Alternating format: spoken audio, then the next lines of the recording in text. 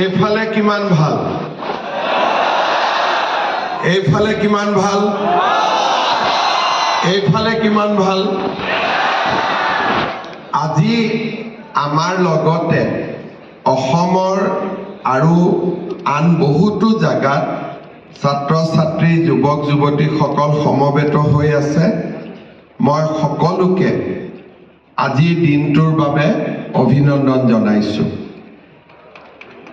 আজিৰ অনুষ্ঠানত আমাৰ মাজত উপস্থিত অসম চৰকাৰৰ সন্মানীয় মন্ত্ৰী ৰণোজ পেগু ডাঙৰীয়া, অসম চৰকাৰৰ সন্মানীয় মন্ত্ৰী প্ৰশান্ত ফুকন ডাঙৰীয়া, অতিৰিক্ত মুখ্য সচিব কল্যাণ চক্ৰৱৰ্তী ডাঙৰীয়া, জ্ঞানেন্দ্ৰদেৱ ত্ৰিপাঠী ডাঙৰীয়া,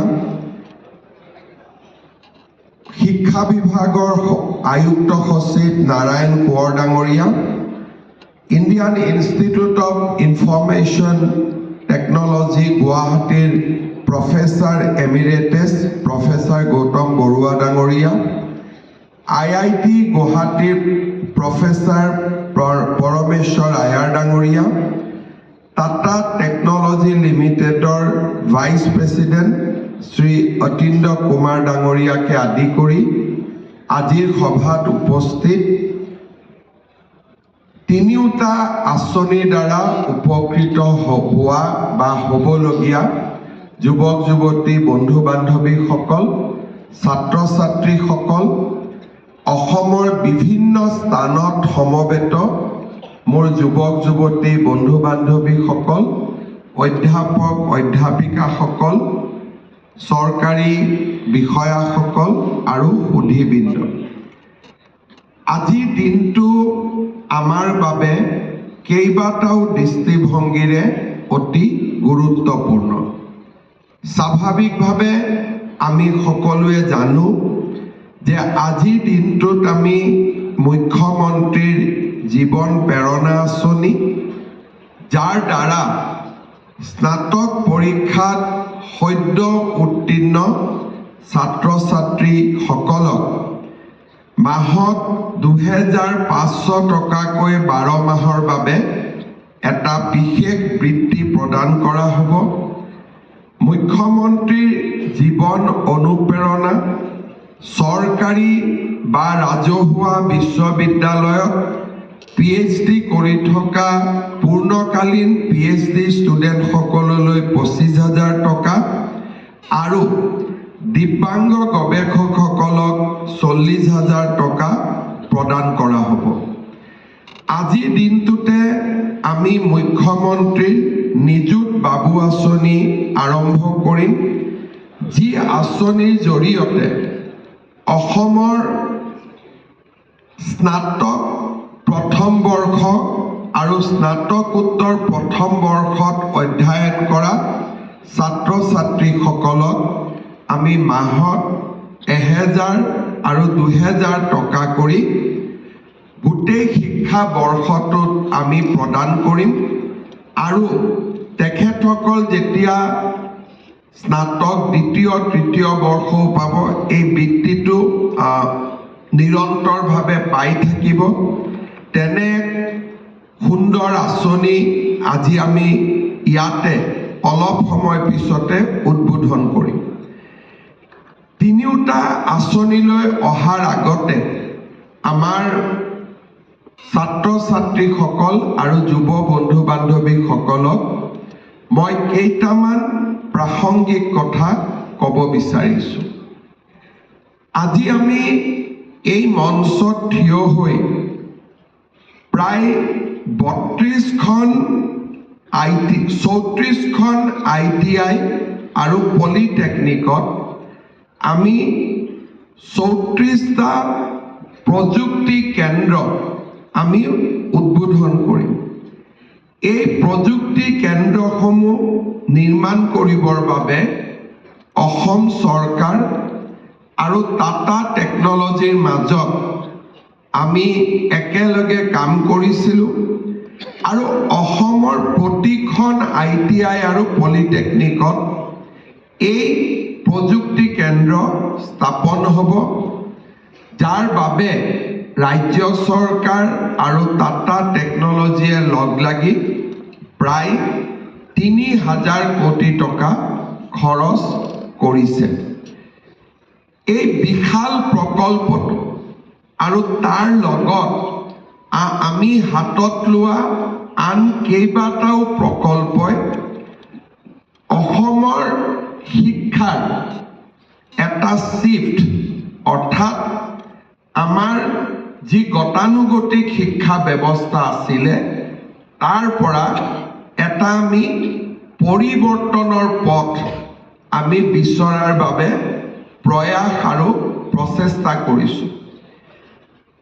কেইদিনমানৰ ভিতৰতে টাটা নেলকোৰ লগত আমি আৰু এখন বুজাবুজিৰ চুক্তি বা আমি একেলগে কাম কৰিম, যাৰ দ্বাৰা এই প্ৰযুক্তি কেন্দ্ৰসমূহ লাহে লাহে অসমৰ আমি হাইস্কুল আৰু হায়াৰ ছেকেণ্ডাৰী স্কুলসমূহত আমি স্থাপন কৰিম। ইয়াৰ লগে লগে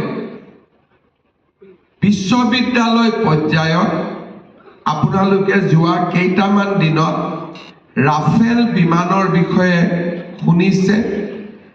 এই বিমানসমূহ মেৰামতি, ছাৰ্ভিচিং আদি কৰাৰ যিটো কোম্পানী ডছাল্ট এভিয়েশ্যন, তেওঁলোকে গুৱাহাটী ইঞ্জিনিয়াৰিং কলেজত এটা কেন্দ্ৰ স্থাপন কৰিব, যাৰ দ্বাৰা আমাৰ ল'ৰা ছোৱালীয়ে এৰোনেটিক ইঞ্জিনিয়াৰিঙৰ বিষয়ে জানিবলৈ পাব। মঙলদৈত আমি অসম স্কিল ইউনিভাৰ্চিটি স্থাপন কৰিছোঁ। স্কিল এডুকেশ্যন যিটো আজি আমি ইয়াতে পলিটেকনিক আৰু ITIত কৰিছোঁ, তাক বিশদভাৱে মঙলদৈৰ স্কিল ইউনিভাৰ্চিটিত আমি ৰেপ্লিকেট কৰিব খুজিছোঁ আৰু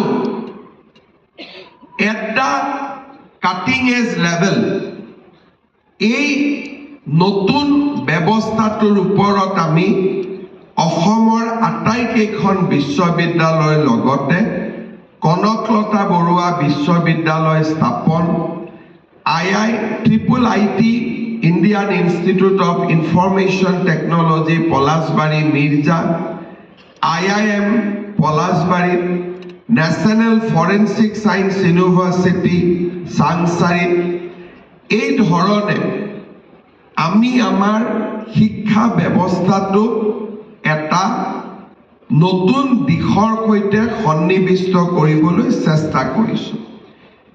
ইয়াৰ অৰ্থ কি? আমাৰ পৃথিৱীত বৰ্তমানৰ আটাইতকৈ ডাঙৰ শব্দটো হৈছে আৰ্টিফিচিয়েল ইণ্টেলিজেন্স, কৃত্ৰিম বুদ্ধিমত্তা। কৃত্ৰিম বুদ্ধিমত্তাই মানুহৰ বুদ্ধিমত্তাৰ যিটো প্ৰাসংগিকতা তাক বহু পৰিমাণে কমাই দিছে। আজি আপোনালোকে অনুভৱ কৰিব পাৰে যে যি কথা মই আগতে মোৰ শিক্ষাগুৰুজনক সুধিবলগীয়া হৈছিল জানিবৰ বাবে, বুজিবৰ বাবে, এতিয়া তাক মই ChatGPT আৰু জেমিনিৰ জৰিয়তে মই জানিব পাৰোঁ।